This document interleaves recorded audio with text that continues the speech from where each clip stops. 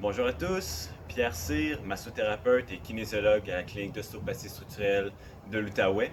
Aujourd'hui, nous allons voir deux étirements. Premier étirement pour le muscle du périforme, le deuxième étirement pour le grand, moyen et petit fessier.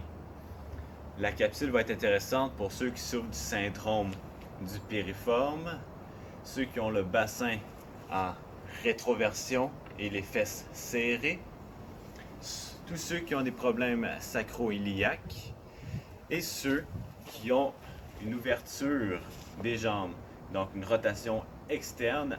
Donc, lorsqu'ils marchent, les genoux vont vers l'extérieur. Pour votre information, le syndrome du piriforme est l'irritation du nerf sciatique qui passe sous le muscle piriforme, qui est situé au niveau du sacrum latéral jusqu'au grand trochanter et qui permet la rotation externe de la jambe. Il y a deux versions du syndrome du piriforme. Soit le piriforme est tendu ou le piriforme est contracturé, raccourci et en contraction. Comment distinguer si le piriforme est tendu ou contracturé? Ceux qui sont tendus, ils vont avoir régulièrement une antéversion du bassin avec les fesses sorties. Pour eux, les exercices que je vais montrer ne sont pas propices car le muscle est déjà en étirement et on ne veut pas l'étirer davantage car ça va augmenter l'irritation au niveau du nerf sciatique. Ça va être utile, les étirements du piriforme et des grands fessiers. C'est pour ceux qui ont le bassin en rétroversion, les fesses rentrées et une petite rotation externe de leurs jambes. Donc pour eux, le piriforme est contracturé.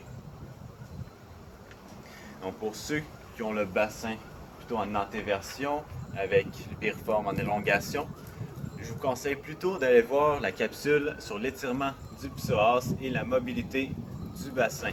Pour le faire, vous pouvez le faire sur une table régulière, une table de massage, votre table de bureau. Vous pouvez aussi le faire au sol. Donc, vous apportez la jambe du côté cible que vous voulez étirer. Par exemple, moi je vais tirer mon côté gauche, j'apporte ma jambe gauche sur la table avec un léger angle de 25 degrés environ devant, avec le pied à l'intérieur. Ensuite, en maintenant une posture droite, je sors mes fesses vers l'arrière et j'expire. Je maintiens pendant 20 secondes et ensuite je relâche. Par exemple, si je veux tirer mon côté droit, je vais prendre ma jambe droite et apporter mon pied à l'extérieur de mon genou.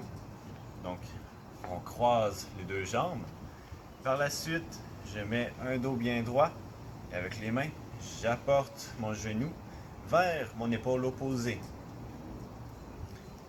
Tout en expirant, j'essaie d'augmenter l'amplitude de mouvement, augmenter l'étirement. Et après 20 à 30 secondes, je relâche tranquillement.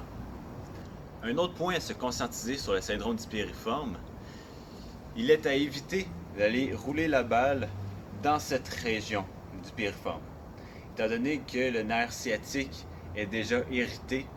En allant placer une balle de crosse, tennis, balle de golf ou balle rebondissante, ça va augmenter la compression sur le nerf sciatique et sur le coup, vous allez sentir que ça va faire du bien.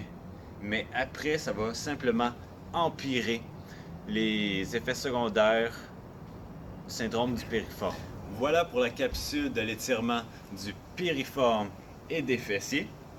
Si vous avez besoin d'exercices plus spécifiques à vos besoins, je vous suggère d'aller consulter un kinésiologue. Et sur ce, je vous souhaite une excellente journée et prenez le temps de bouger avec ce qui vous rend heureux. Au revoir.